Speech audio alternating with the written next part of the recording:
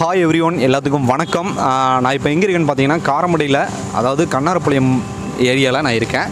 இந்த ஏரியா எங்கே இருக்குன்னு பார்த்தீங்கன்னா காரமடை டு கரியம்பாளையம் போகிற ரோட்டில் இந்த கண்ணாரப்பாளையம் அமைஞ்சிருக்கு. நம்ம சேனலில் நிறைய விஷயங்கள் நம்ம பார்த்துட்ருக்கோம். அதாவது சமையல் சம்மந்தமாக, ஹோட்டல் சம்மந்தமாக, ஜென்ரலான விஷயங்கள் நிறைய பார்த்துட்ருக்கோம். ஸோ ஒரு டிஃப்ரெண்ட்டாக இருக்கணுங்கிறதுக்காக, ஒரு டெக்னாலஜி சம்மந்தமாக நம்ம போடணுங்கிறதுக்காக இந்த வீடியோ மேக் பண்ணியிருக்கோங்க. இந்த எஸ்பி மாவு மில் இங்கே இருக்குங்க. இங்கே வந்து கோதுமை, ராகி, மல்லி, மிளகாய், இட்லி மாவு இதெல்லாமே இங்கே அரைச்சி கொடுத்துட்ருக்காங்க. இதை வந்து எப்படி வந்து டெக்னாலஜியாக எப்படி அதை பண்ணிகிட்ருக்காங்கன்னா, அந்த மிஷினில் வந்து என்னென்ன முறையில் வந்து அது தயாராகிட்டுருக்கு, எப்படி அரைக்கிறாங்கங்கிறத நம்ம இன்றைக்கி விரிவாக பார்க்கலாம். இந்த வீடியோ ஸ்கிப் பண்ணாதீங்க. ஸோ டெக்னிக்கலாக இந்த வீடியோலாம் நீங்கள் தெரிஞ்சுக்கலாம். ஸோ வாங்க பார்க்கலாம்.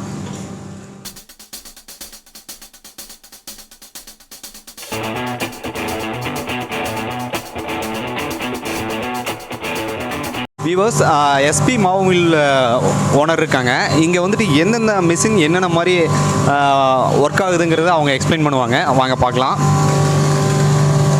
மேடம் வணக்கம். வணக்கம் மேடம், இங்கே வந்துட்டு எல்லா வகையான மாவுகளும் அரைச்சிக்கலாங்கிற மாதிரி போட்டிருக்கீங்க, கோதுமை உள்ளிட்ட மாவுகள்லாம். இந்த மிஷின் சம்மந்தமாக கொஞ்சம் எக்ஸ்பிளைன் பண்ணுங்க மேம். இது வந்து கோதுமை அரைக்கிற மிஷினுங்க. இது வியூவர்ஸ் பாருங்கள், இதுதான் வந்து கோதுமை அரைக்கிற மிஷினு. ஒரு மாடர்னாக இருக்குது பாருங்கள். டெக்னிக்கலாக மேடம் ஒரே செகண்ட் மேம், இதில் எப்படி வந்துட்டு நம்ம அரைப்படும் அதை பற்றி கொஞ்சம் சொல்லுங்கள். அதாவது பழைய காலத்து மாதிரி இல்லாமல் இது டஸ்ட் இல்லை, லேடிஸே ஹேண்டில் பண்ணுறதுனால ஈஸியான டெக்னிக்காக நாங்கள் இதை வாங்கிக்கிட்டோம். சவுண்டு கம்மியாக இருக்குது, அதுக்காக நாங்கள் இதை யூஸ் பண்ணிகிட்டு இருக்கோங்க. இதில் மாவு வந்து மேலே இன்செர்ட் பண்ணிக்கலாங்களா?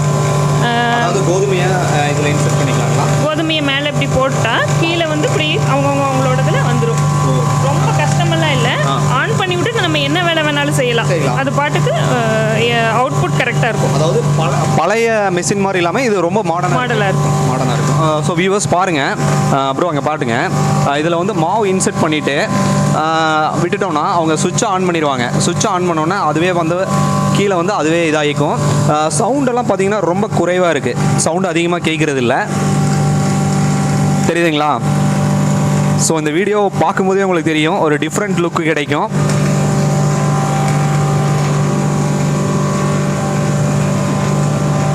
மேடம், இப்போது அந்த கீழே வந்துட்டு ஒரு திருப்பிக்கிற மாதிரி ஒரு ஏரியா இருக்குது.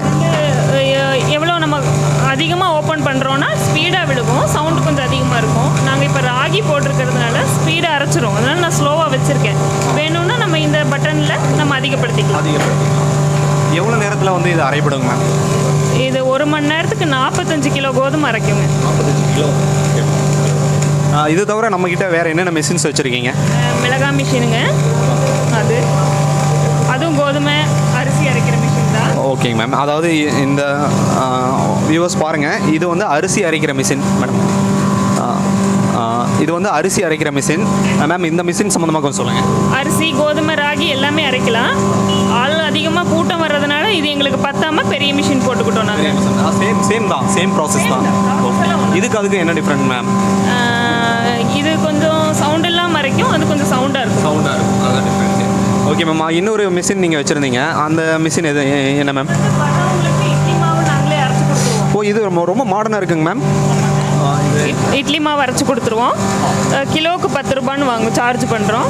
வர்றவங்களுக்கு நாங்களே அரைச்சி கொடுத்துருவோம். அதாவது வீட்டில் வந்துட்டு அரிசி, உளுந்து எல்லாம் ஊற வச்சுட்டு எடுத்துகிட்டு வந்தால் நீங்களே அரைச்சி கொடுத்துருவீங்க. அதாவது அவங்க கிரைண்டரில் மிக்ஸ் பண்ண வேண்டியதில்லை, இதில் நீங்களே பண்ணி கொடுத்துருவேன். இதில் இந்த மிஷினில் என்ன டெக்னாலஜி இருக்குங்க மேம்?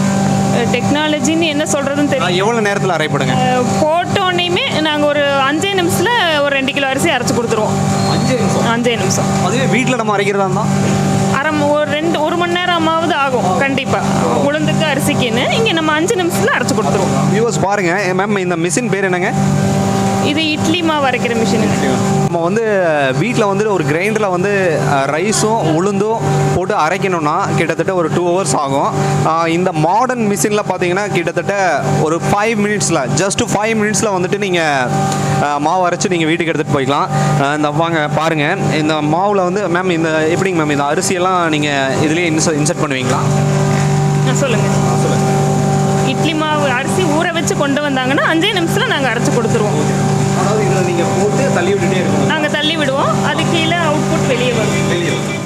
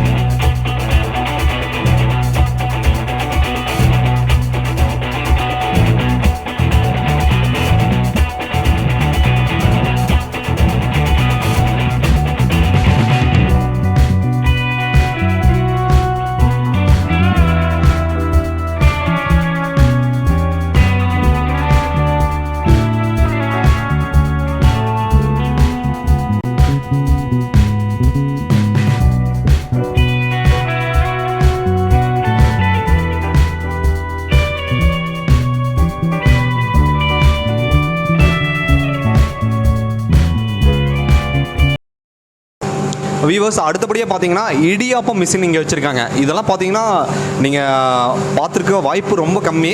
இந்த வீடியோவை பாருங்கள். மேடம் இந்த இடியாப்பம் மிஷினை பற்றி கொஞ்சம் சொல்லுங்கள் மேம்.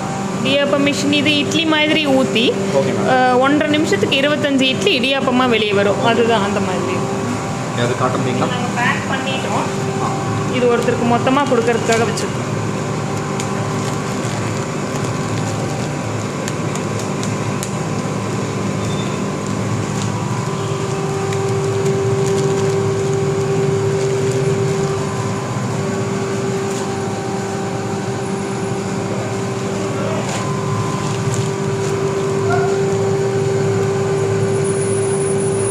புழுங்கல் அரிசியில் இடியாப்பம் வேணுங்கிறவங்களுக்கு பச்சரிசிலையும் இடியாப்பம் போட்டு தரோம்.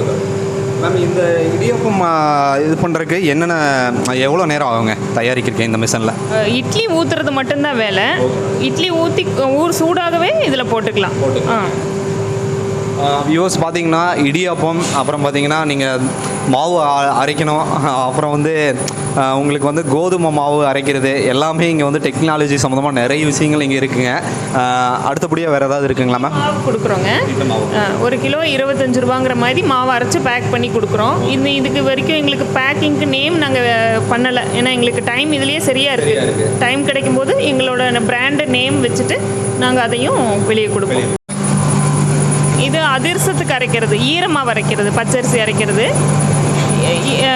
இது வந்து ஒரு கொஞ்சம் சின்ன மிஷினாக தான் இருக்குது. இப்போ எங்களுக்கு கஸ்டமர் அதிகமாகிறதுனால இது கொஞ்சம் பெருசாக நாங்கள் மாற்றணும். ஆனால் பிராண்ட் இதே தான் இருக்கும். ஆனால் ஹெச்பி கொஞ்சம் அதிகமாக போடணுங்க. வியூவர்ஸ் இது வந்து பார்த்தீங்கன்னா உங்களுக்கு வியூவர்ஸ் இதை பார்த்தீங்கன்னா ஈர அரிசி, உங்களோட வீட்டில் வந்து ஈர அரிசி இருந்துச்சுன்னா இங்கே இந்த மிஷின் பார்த்தீங்கன்னா உங்களுக்கு தெரியுங்க.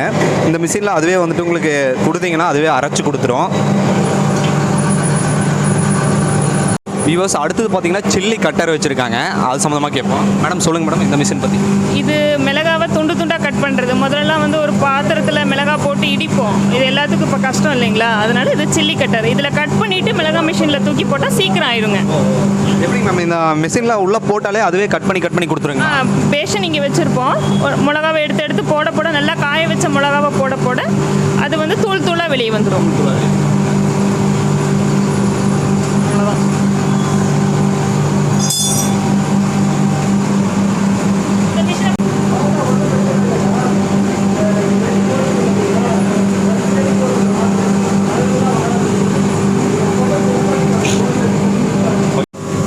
இது வந்து மிளகா அரைக்கிற மிஷினுங்க.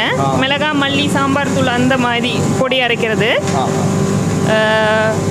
இது பழைய காலத்தோட மெக்கானிசம் தான், அது மாதிரி இல்லை.